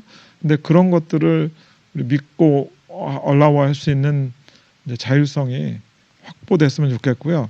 좀 더 큰 규모로 봤을 때는 개인 연구자도 그렇지만 카이스트나 뭐 IBS나 기관이 어떤 일을 할 때의 그 커다란 자율성도 이제 부여가 돼야 된다고 생각을 하고 제가 경험으로 이렇게 들은 거 중에서는 이제 칼텍이 미국에 굉장히 좋은 대학이잖아요. 칼텍을 그 밀리칸이라는 물리학자한테 맡긴 거예요. 그러니까 무슨 전문대학 수준에서 세계 탑 수준의 소규모 대학이 되는 데 있어서는 그 리더를 찾았고 그 리더의 자율성을 줘서 리더가 확 바꾸게 만드는 거거든요. 근데 우리는 그게 굉장히 어렵습니다. 작년 대비 뭐 기존에 해왔던 뭐 이런 것들 때문에 그래서 저희 과학자들이 분명히 국민과 정부에 신뢰를 줘야 되는 거는 맞는데 이제 정부나 정책 결정자들도 이제 과학기술 쪽에 좀 더 신뢰를 바탕으로 한 자율성을 확대해 나가는 방향으로 정책이 결정됐으면 좋겠습니다. 그런 제도가 갑자기 이렇게 경직이 되게 그 상식을 벗어날 정도의 제도가 경직이 되는 게 뭔가 물의를 일으키는 사회적 사건이 발생하면 그거에 대한 반작용으로 갑자기 확 그거를 막기 위한 막 여러 가지 이 규제들이 이제 확 들어오게 되고 그게 없어질 때까지는 상당히 오랜 기간 유지되기 때문에 그런 그 연구자들 분명히 자율적으로 연구하라고 하지만 여전히 옥죄는 부분들이 너무나 많이 있는 것 같습니다. 그러니까 예를 들어서 그 연구재단 같은 경우는 이 학문 분야별로 국가의 그 전략 연구, 국책 연구를 하기 위해서 이제 그거를 담당하는 단장들이 있는데 뭐 그 단장들이 이제 그 전문가로서 외부에서 오시는 분들이죠.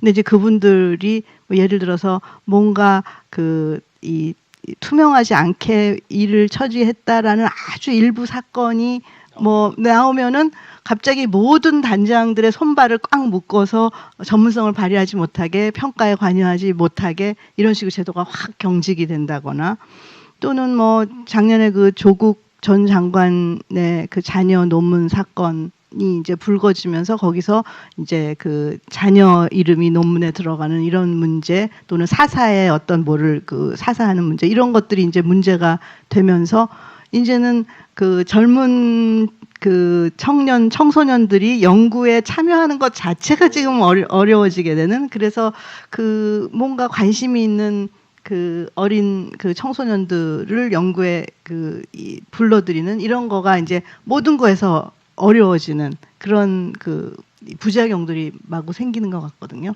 그래서 이제 그런 부분들이 이제는 그렇게 물의를 일으키는 사건이 있더라도 그것 때문에 그 과학계나 이게 전체적으로 막 그 제도를 만들어서 전체를 할 게 아니고 그 사안에 대해서만 처리할 수 있는 그런 좀 그 담대함 또는 성숙함 또는 리질리언스 그 탄성 이런 게 좀 더 그 자리를 잡았으면 좋겠어요.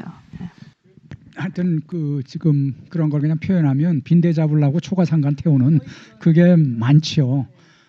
그래서 기관장이 지금 참 중요할 것 같아. 기관장은 결국은 정부와 정치가들을 상대를 해야 되고 또 와서는 우리 연구자 또 교수를 이렇게 상대로 해야 되기 때문에 중간에서 어떤 스탠스를 취하는가 굉장히 중요할 것 같아요. 그래서 그 결국은 정부나 정치가가 그런 식으로 나가는 게 그게 훨씬 더 편하고 컨트롤하기 쉬워서 그런 것도 있지만 어떨 때는 몰라서 그런 것들이 참 많거든. 그래서 끊임없이 지금 우리가 설명하고 설득하고 또 선진국의 좋은 사례들을 얘기를 하고 지금 블라인드 채용 같은 게 그런 거거든요. 이거는 정말 우스꽝스러운 그런 건데 세계 초빙 교수를 석자 교수급을 모셔오려 그래도 거기에 대학을 다 기재를 못하게 돼 있단 말이죠. 아주 그런 건데도 이게 이제 결국 위에서부터 안 풀리니까 이게 밑에서는 안 풀죠. 그렇기 때문에 끊임없이 우리가 그런 신뢰를 얻기 위해서 자율성을 얻기 위해서 노력이 굉장히 필요할 것 같아요. 제가 이제 정부 예산 받는 것 중에 하나 제가 노력한 게 2년 전에 블록 펀딩을 우리가 했어요. 블록 펀딩 이제 통예산이죠. 통예산에서 대개는 이제 기관의 예산이라는 게 연구 세부 과제를 하나하나씩 다 하고 그걸 설득을 해야 되거든요. 그러지 말고 우리가 세계적인 치고 나가는 연구를 할 테니까 그게 이제 저는 보통은 그 BFO 과제라 그러는데 베스트냐, 퍼스트냐, 온이 과제 이걸 하기 위해서 연구비를 통째로 좀 달라. 그래서 2년 전에 정부가 그거 인정을 해줘서 그래서 이제 그걸 통예산을 가져와서 그래서 학교에서 가장 경쟁력인 공개 그 평가를 해서 가장 경쟁력 있는 사람들한테 주고 있고 지금 운영을 해가고 있거든요. 그래서 그런 것들도 그 한 번에 되는 게 아니죠. 가서 여러 번 가서 설득을 해가지고 되는 거기 때문에 그래서 우리가 그런 권한과 자율성을 얻기 위한 끊임없는 노력이 필요하다 그런 생각이 들어요. 근데 그 부분들이 정말 필요한데요. 제 3자 입장에서 보면은 사실 기관장님들이 굉장히 약하십니다. 그럴 수밖에 없는 게 정부에서 임명을 하니까 그리고 정부에서 평가를 하니까 그렇게 되면은 그 기관장이 그러한 노력을 할 때 그거를 서포트해 줄 수 있는 그러한 그룹들이라든가 그런 문화가 필요하지 않나 여겨지는데 그게 어떤 면에서 과학자 커뮤니티가 아닌가 여겨지거든요. 근데 사실 한국 사회, 한국 과학계에 과학자 커뮤니티가 있냐 하게 되면은 저는 안 보이는 것 같아요. 특히 그 이런 부분들이 원로 과학자분들, 1세대 과학자는 2세대에서 중심되는 분들이 어떠한 커뮤니티를 형성을 하셔가지고 거기에서 목소리를 한 목소리를 내고 그럴 필요가 있지 않을까 여겨지는데 대부분의 경우에는 어떤 사안이 나오면 저건 내 문제 아니니까 이런 경우들이 좀 있지 않나 여겨지는데 어떤 그런 측면에서는 기관장님들이 그 어떤 노력들을 좀 해주실 필요도 있지 않을까. 그리고 특히 전직 기관장님들이 그런 측면에서 계속적으로 발신을 하고 또 그 전직 기관장님들의 말씀이 어느 정도 사람들한테 영향력을 미치기 위해서는 그분들이 계속적으로 커뮤니케이션을 하셔야 되는 거죠. 다음 세대랑도 커뮤니케이션 하시고 그러면서 진짜 한국과학계가 어디로 가야 될 것인가, 우리는 무엇을 할 것인가 그런 부분들에 대해서의 어떤 노력들이 좀 필요하지 않을까 하는 생각을 제 3자 입장에서는 좀 하게 됩니다. 자율성 정말 중요한데 지금으로서는 신 총장님 말씀하셨지만 기관장님들이 일단은 일선에서 몸으로 막을 수밖에 없지 않나. 근데 이 부분들이 어떤 과학계 전체에서 같이 해나갈 수 있는 방향으로 좀 중지를 모아야 되지 않을까 하는 생각이 좀 듭니다. 또 오늘 그 세 분이 사실은 다 대덕에 계십니다. 그리고 대덕이 한국과학계에 있어서 상징이라고 볼 수 있을 것 같은데 그러면은 우리 최영섭 장관이나 오원철 수석이 처음에 대덕단지를 만들면서 그 강조했던 것 중에 하나가 협력과 융합이거든요. 근데 그 가치가 지금 현재 있어가지고 제대로 실현되고 있냐 하게 되면은 사실은 퀘션입니다. 그래서 이 세 분이 다 대덕에 계시고 또 대덕이 말씀드린 것처럼 한국의 과학계의 상징이라 그러는데 자 대덕 어떻게 협력할 것인가 앞으로 우리 한국과학계가 이제는 내 연구만 잘해가지고 세계의 중심이 되는 게 아니라 그렇게는 못 되는 것이고 서로 협력을 하면서 다른 나라랑도 협력하는데 우리 이웃끼리 협력 못할 이유는 없지 않습니까? 어떻게 하면은 대덕의 협력들을 서로 이끌어낼 수 있을 것인가 그 부분에 대해서도 좀 코멘트를 좀 부탁드리겠습니다. 사실 이제 대덕 연구단지가 73년에 생겨서 2년 이제 3년 후면 50주년 되는 그런 거고 사실 73년에 생길 때는 우리가 이제 과학 기술이 막 시작할 그런 때고 또 그런 면에서 여기서 연구소에서 일하는 게 굉장히 개척자로서 보람된 일이었고 또 우리나라 과학 기술 발전 초창기에 많이 기여를 사실 한 거죠. 그러니까 그런 미션이 분명히 있었던 것 같아요. 그 다음에 처음 이 대덕 연구단지에 온 사람들의 대부분 연구소들이 처음 시작했기 때문에 개척자 정신을 다 가지고 있었던 것 같아요.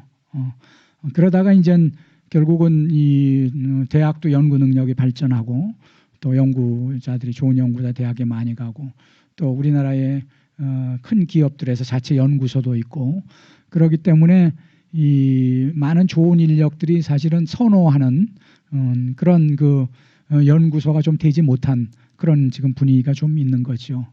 그렇지만 여전히 우리가 각 연구소마다 국가의 전문 그런 연구를 하는 연구이기 때문에 굉장히 깊이 있는 연구를 할 수 있는 거죠.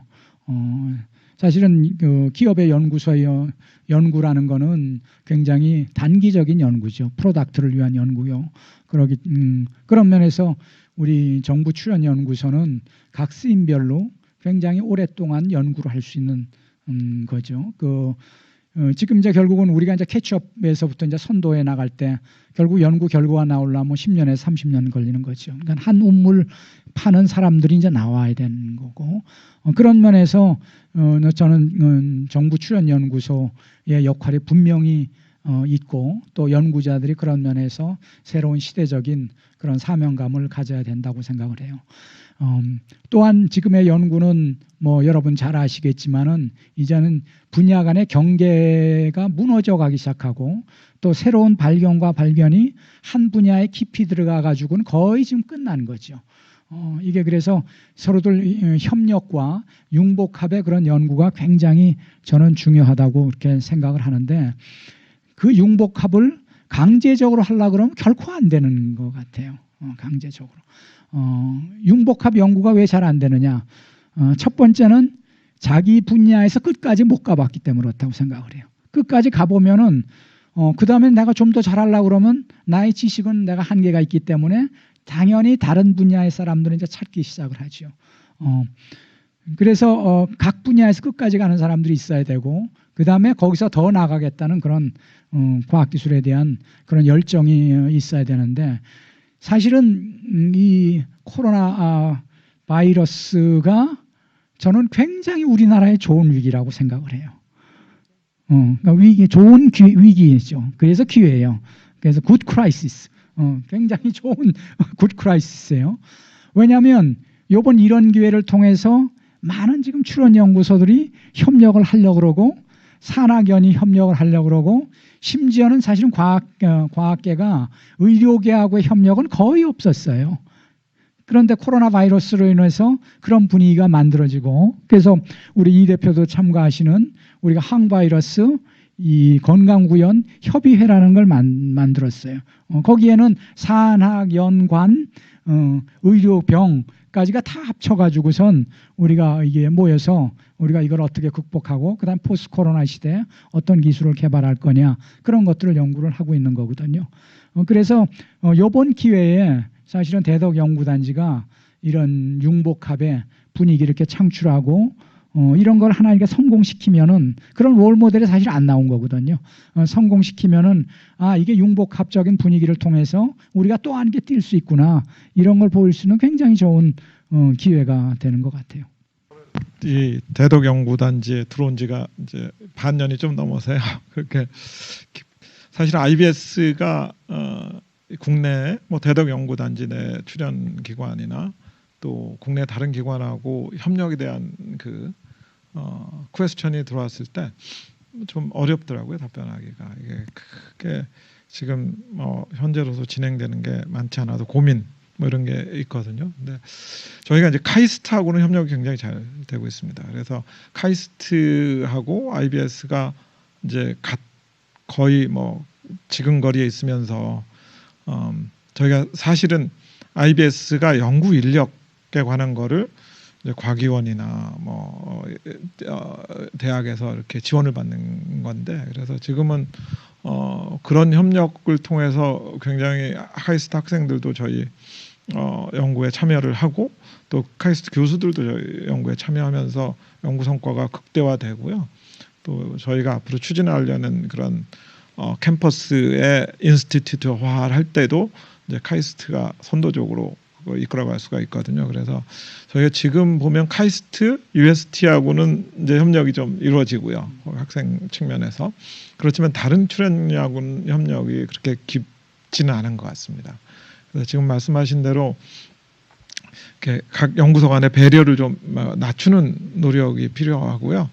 특히 어떤 계기가 필요한데 이번에 저희도 이제 코로나 때문에 저희 바이오 쪽에 있는 연구단들이 이제 카이스트 또 뭐 생명연 뭐 이런 쪽하고 같이 자발적으로 연구가 일어나고 있거든요. 그래서 이제 그런 거 계기로 저희 같이 할 수 있는 프로젝트를 좀 만들어 보려고 생각을 하고 있습니다.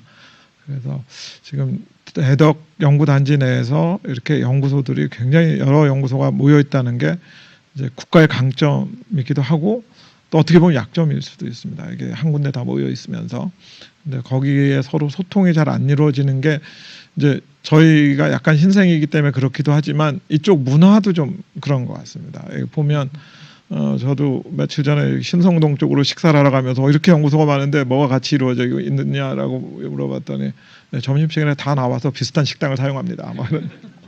그래서 좀 더 노력해야 될 문제라고 생각합니다. 사실은 물리적 거리가 가까운 거는 그 굉장한 그러니까 사회적 거리도 가까울 수밖에 없어야 하는 그런 거는 사실이거든요. 근데 우리의 경우에 그 물리적 거리가 층만 달라도 잘 안 만나지는 그러니까 굉장히 그런 그 이렇게 작은 집단에 만족하는 이런 것들이 성향이 좀 있지 않나 하는 생각이 들어요. 근데 하여튼 조금 그거를 이 거리를 조금 더 확장해서 적어도 대덕에 있는 이 가까운 물리적 거리를 최대한 활용하는 그런 것 이 융합 연구들이 많이 생기면 좋을 것 같아요. 그래서 그 연구비 지원기관으로서 펀딩 에이전시로서는 저희도 그 뭔가 그 과제를 해결하는 문제를 해결하는 그런 종류의 이 연구 과제들을 자꾸 던져서 그 다른 분야나 다른 기관이 이렇게 협력을 안 할 수가 없는 그런 융합 과제들을 더 많이 지원을 하는 그런 방향으로 펀딩 에이전시도 그렇게 가야지 된다고 생각을 합니다. 그거 외에는 정말 새로운 거를 낼 수 있는 길이 그냥 각 학문 분야 혼자서는 이제는 도저히 그 한계를 바운더리를 뛰어넘지 못하기 때문에 그게 거의 가장 확실한 길이라고 생각이 됩니다. IBS에서는 이제 사실은 이제 기초 과학 쪽에 필요한 어떤 연구 시설 일반 개인 대학 랩에서 구축할 수 없는 이제 그런 것들을 좀 구축하려고 합니다. 그래서 뭐 좀 멀리 떨어져 있지만 중용 가속기도 이제 2년 정도면 만들어질 거고요. 저희 원내에서도 지금 저희가 슈퍼컴퓨터 클러스터를 기초과학 쪽에 활용할 수 있는 것들 구축해 놓고 뭐 이렇게 동물 실험실도 있고요. 그래서 이런 과학 퍼실리티를 좀 쉐어하는 그런 방향의 지금 협력을 좀 생각하고 있고요. 또 이제 다른 거는 아까 주제로 나왔던 과학 커뮤니케이션 대중. 그래서 저희가 여기 과학문화센터가 여기 이제 옆에 뭐 높은 건물도 생기고 그러는데 여기를 어떤 대덕 단지 내에 과학 커뮤니케이션의 좀 허브로 만들면 어떨까 하는 생각이 있고 연구재단에서도 엊그제 자연과학 단장님이 과학 커뮤니케이션 센터를 평가의 장으로 좀 활용할 수 있게 좀 해달라 그래서 그것도 지금 고민하고 있습니다. 그래서 그런 식으로 저희가 이제 역할을 좀 하려고 노력하고 있습니다. 그래서 아마 우리가 이 융합 과제를 좀 많이 이렇게 내는 게 참 중요할 것 같아요. 그래서 돈이 말한다는 얘기가 있잖아요. 돈이 있는 곳에 과학자들이 모이기 때문에 우선 대부분의 과학자들은 그냥 자기 하나 하는 것도 바빠하고 힘들어하는 것 같아요. 그래서 그거를 뛰어넘어서 남과 뭐 같이 협력하고 이런 것들을 굉장히 우리가 습관이 안 돼 있고 어려워하고 이러는데 사실 연구비가 그렇게 나오기 시작하면 훨씬 되죠. 그래서 저희가 이제 이번에 이 코로나 바이러스 사태 일어나면서 이 과학기술계가 뭘 할 수 있을까? 사실은 우리가 이제 카이스트 같은 경우는 병원도 없고 의과대학도 없기 때문에 뭘 할 걸 수 있을까? 제가 굉장히 좀 주춤했었어요. 많은 사람들이 뭘 해야 된다고 그러는데. 근데 의료 현장에서 의사분들을 많이 만나 보니까 의료 현장에서는 많은 문제들을 과학자와 공학자가 해결을 해줘야 돼요. 많은 불편사항, 뭐 하다못해 백신도 그렇고 뭐 다 그렇더라고요. 그래서 제가 정부에다가 코로나 대응 과학기술 뉴딜 사업을 4월 달에 제의를 하고 아마 이제 뭐 국회가 열리고 그랬으니까 통과될 겁니다. 그래서 거기는 제가 지금 그 사업을 추진하는 단장한테는 절대적으로 여기에는 카이스트 교수만 하면 안 된다. 카이스트 교수가 프로젝트 리더가 되더라도 거기에는 산학연 병원의 분들하고 협업을 하는 게 전제 조건이다. 그 다음에 모든 연구는 시리즈로 하지 않고 패러럴로 간다. 그러니까 우리의 연구가 이제 대개는 기초 연구를 하고 응용 연구를 하고 그 다음에 기술 사업화 단계 이렇게 들어가잖아요. 이건 시리즈예요. 근데 지금은 그렇게 해가지고 우리가 스피드를 따라잡을 수가 없죠. 그러니까 초기에 기초 아이디어를 가진 사람하고 기술 사업화에 관심 있는 사람하고 같이 해야 돼요. 그래 처음부터 이게 패러럴하게 가야 굉장히 이게 빨리 진행될 수 있는 건데 이런 모델들이 사실은 이스라엘이 스타트업이 많은 이유가 바로 그런 거거든요. 그러니까 우리는 기초과학자가 기술 사업화에 관심이 있으면은 요즘은 좀 다르지만 한 10년 전만 해도 저 사람 무슨 돈독이 올랐나? 그렇게 비난을 받았어요. 근데 이스라엘 과학자들은 제가 만나본 과학자들은 전부 다 안 그래. 예를 들어서 테크니온 대학의 쉐크만이란 학자가 2014년에 이 노벨 화학상을 탄 사람이에요. 그분은 결정 구조에서 아주 어려운 구조를 발견을 그런 한 사람인데 굉장히 기초 화학자죠.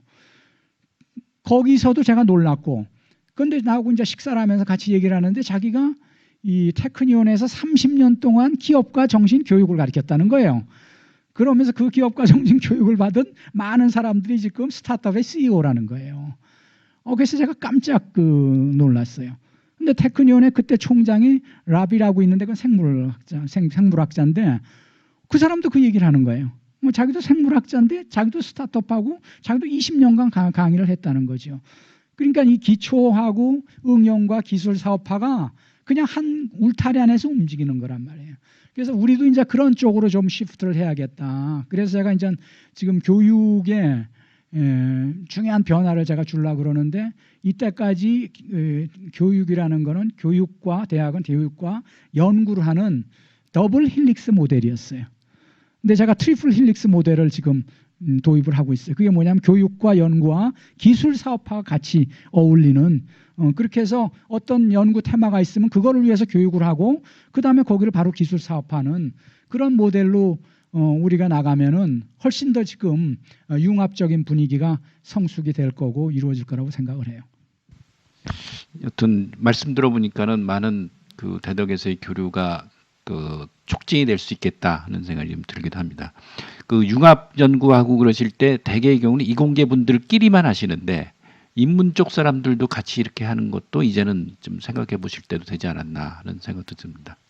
사실은 그게 연구재단의 지금 큰 화두 중에 하나입니다. 연구재단이 그 인문사회 연구부터 이공계까지 모든 학문 분야를 다 지원을 하기 때문에 그 실제로 그 과학기술만으로 할 수 없는 그런 이 난제들이 굉장히 많은데 인문사회 연구자들도 굉장히 참여하고 싶어 하는데요.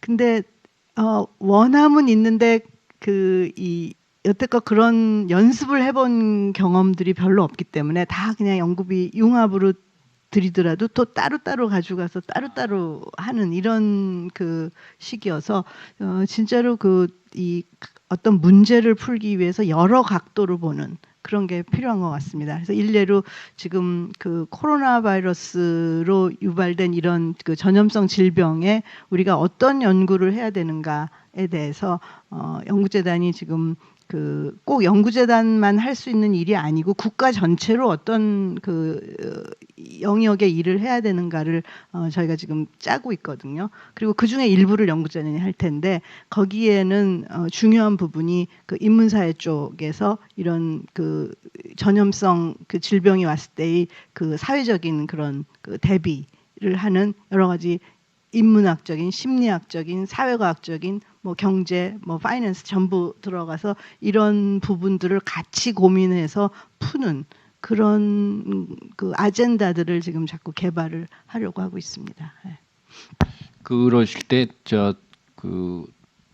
어떤 언론 그러니까 대학만 하시는 것이 아니라 지식 집단이라 볼 수 있는 그러니까는 그 어떠한 그 그 어떤 컨설팅하는 그런 곳이라든지 또는 언론이라든지 그런 데도 같이 포함되게 되면 훨씬 더 실제적인 부분들도 가능할 수 있지 않을까 하는 생각도 좀 듭니다. 자, 저희가 엄청 시간을 많이 했는데 마지막으로 오늘 좀 한마디 우리 포스트 코로나 시대를 얘기하면서 아까 제 3세대 과학자들이 앞으로 우리들한테 있어서 희망이다 이렇게 말씀하셨는데 그 다음 세대를 이끌어갈 과학자분들한테 한마디 좀 어떻게 하면은 본인들한테도 훨씬 더 그 본인들의 삶의 가치도 높일 수 있고 인류의 어떤 번영에도 공영에도 기여할 수 있는 그렇게 될 것이다라는 조언 한마디, 어드바이스 한마디씩 하는 걸로 하면서 마무리 지으면 어떨까 합니다. 그 시성 타고로가 한국을 뭐라 그랬냐면 한국은 조용한 아침의 나라, 머닝캄 그랬잖아요. 70년 전에 또 한 뭐 50년 전까지 세계 최빈국인 나라였죠. 이제는 한국이란 나라가 아시아의 변방 국가가 아니다. 이제는 21세기에 이제 이 세계를 향해서 나가야 될 그런 선도국의 충분한 지금 포텐셜을 가지고 있다. 이번에 코로나19 사태를 통해서 우리가 다시 한번 자신감을 갖는 이유가 우리가 첨단 산업 분야에서는 굉장히 잘한다는 걸 우리가 프라이드를 갖고 있죠. 근데 이제 마지막 산업인 바이오 의료 산업에서 우리가 선도국으로 갈 수 있다는 그건 최선진국이 하는 거죠. 미국이나 유럽의 선진국이 하기 때문에 거기서 자신감을 가질 수는 저도 꿈에도 생각을 못했어요. 항상 거기에 대해서는 우리가 열등감이 있는 거죠. 그런데 이번에 이 코로나19가 준 중요한 선물이 한국이 바이오 의료 분야에서도 선도국으로 갈 수 있다. 우리가 그걸 잡기 시작하면은 이제 다 우리가 선도국이 될 수 있는 그 포텐셜을 갖고 있는 거죠. 그런 면에서 앞으로 21세기를 책임질 우리 3세대 후배 과학자들, 그다음에 우리 후배들은 이제는 세계를 어떻게 혁신하겠다. 세계의 이노베이터가 되겠다. 그리고 세계를 어떻게 만들어 가겠다. 세계의 글로벌 쉐이퍼가 되겠다. 그러면서 세계를 체인지하겠다. 그래서 글로벌 이노베이터, 글로벌 쉐이퍼, 글로벌 체인저 그런 이 비전을 가지고 세계를 향해서 나가면 좋겠다.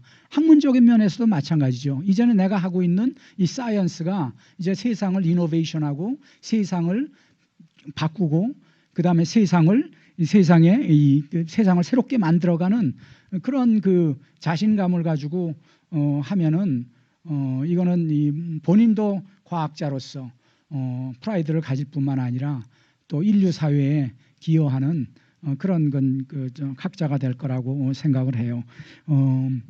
그런 면에서 저는 앞으로 우리나라가 전략을 세우는데도 이젠 한국이라는 바운더리의 전략을 세울 게 아니고 전 세계의 지도를 놓고 글로벌 전략을 세우는 게 굉장히 중요한 것 같아요. 그래서 저희가 카이스트에서 저도 이제 출발을 올 초에 한 게 글로벌 전략 연구소, 글로벌 스트래티지 인스티튜트를 했어요. 그 컨셉트가 뭐냐면 이제는 우리의 전략이 한국만의 전략이 아니고 세상을 보면서 어떻게 전략을 해나갈 거냐. 근데 그것도 요번에 이 코로나19가 굉장히 좋은 기회가 된 게 그걸 물리적으로 하려고 그러면은 세계에 전달하기가 굉장히 힘들죠. 근데 저희가 두 번 포럼을 했는데 그게 온라인 국제 포럼을 했어요. 그러니까 우리가 유명한 이 스피커도 데려오기도 쉽고 또 이게 이 생방송으로 KTV하고 유튜브에서 온라인으로 나가기 때문에 전 세계에 그냥 퍼져나가는 거죠. 그래서 지난 우리 6월 달에는 비대면 사회에서 교육의 혁신 굉장히 중요한 거죠. 대학의 혁신을 어떻게 할 거냐. 그걸 우리가 주도하면서 나가는 거죠. 그런 면에서 이제는 다음 세대의 그런 그 젊은이들, 우리 과학자들은 정말 그런 당당함을 가지고 자신감을 가지고 이제 세상을 변화시키겠다는 그렇게 하면서 나가면 좋을 것 같아요.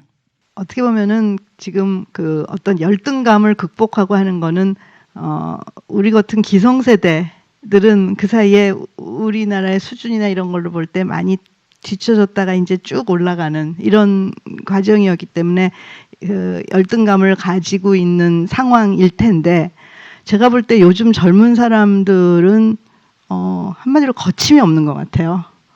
그러니까 거침이 없다는 거는 그만큼 장애나 아니면 벽을 별로 안 느낀다고 볼 수도 있으니까 이미 그 선진국 대열에 거의 진입하는 이런 상황에서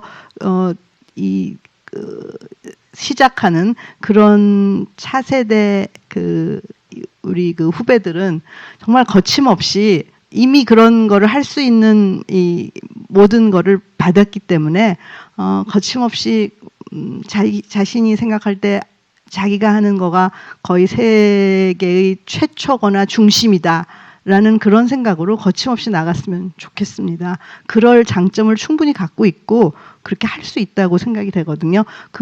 저희들만 기성세대만 하더라도 굉장히 그거가 위축되거나 뭐 열등감을 갖고 살아온 그 기간들이 있었는데 그게 우리 지금 차세대들에는 통하지 않는 거니까 거침없이 장점을 살려서 살아가면 좋을 것 같습니다. 네. 한마디로 잘 하고 있으니까 더 이렇게 네. 계속 가라. 네, 그냥 가십시오라고 얘기하고 싶어요. 네.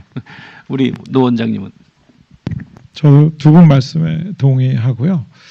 과학 기술이 자신감을 가지고 이제 즐기면서 할 때가 된 것 같습니다. 이제 저희 후배들은 이제 우리나라가 뭐 K 뭐 이런 게 많이 생겼잖아요. K-팝 뭐 K-무비 뭐 그런데 그때마다 그게 K라는 걸 앞에 쓸 수 있을 때는 남을 따라가는 게 아니고 스스로 이제 선도해 나가는 걸 할 때 그런 이제 새로운 것들을 할 때 그래서 과학기술 영역에서도 이제는 자기가 하는 일을 즐기면서 선도적으로 나갈 수 있어야 되는데 그러려면 이렇게 지금까지 사실은 최근까지도 과학기술 영역에서는 뭐가 나오면 따라가는 경향이 있었어요. 그래핀이 나오면 그래핀에 가서 뭐 막 하고 어떻게 보면 코로나도 그럴 수 있습니다. 그렇게 이제 뭐가 이슈가 생기면 따라가는데 이제 그 본인의 영역에서 깊은 연구를 이제 하는 그래서 새로운 게 나올 수 있는 것들 그래서 좀 저만 해도 뭐 연구 과제도 따야 되고 뭐도 해야 되니까 이것도 했다가 저것도 했다가 막 이리 갔다가 뭐 이렇게 했는데 그게 아니라 본인이 어떤 재밌는 거를 추구해 가면 그게 과학자가 할 일이라는 기본적인 마인드를 좀 가졌으면 좋겠고요.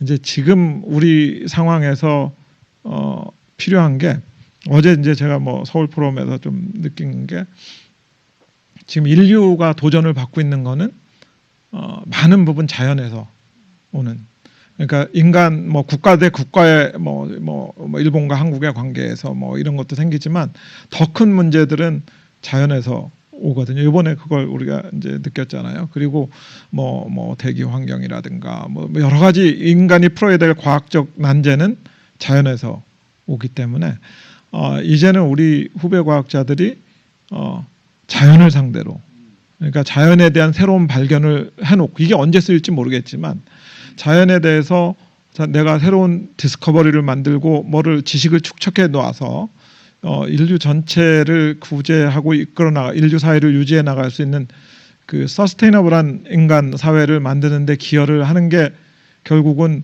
국가가 이제 발전하는 방향이기도 하거든요. 지금은 국가가 상대적으로 다른 국가하고 경쟁하고 이런 쪽에서 어떤 성장 전략을 찾는 거는 이미 우리가 했던 것 같고 지금은 이 자연과 인간 사이에서 우리 인류 사회 전체가 같이 살아나갈 수 있는 그런 솔루션을 제공하고 난제들을 풀어나가는데 우리 후배들이 포커스하고 거기에 있어서는 자기 전문 깊은 전문 영역의 깊은 지식을 쌓아가는 그런 쪽에 더 포커스를 했으면 좋겠습니다.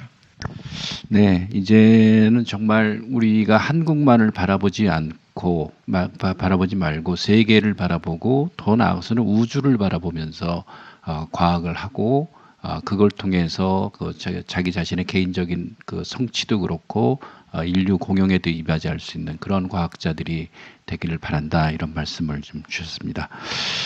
저희들이 네이처 이 한국 특집을 또 코로나19로 인해 가지고 한국이 나름대로 방역에도 성공하고 또 세계 방역에도 일조하는 그런 걸 기념해 가지고 오늘 세 분 대담 자리를 가졌습니다.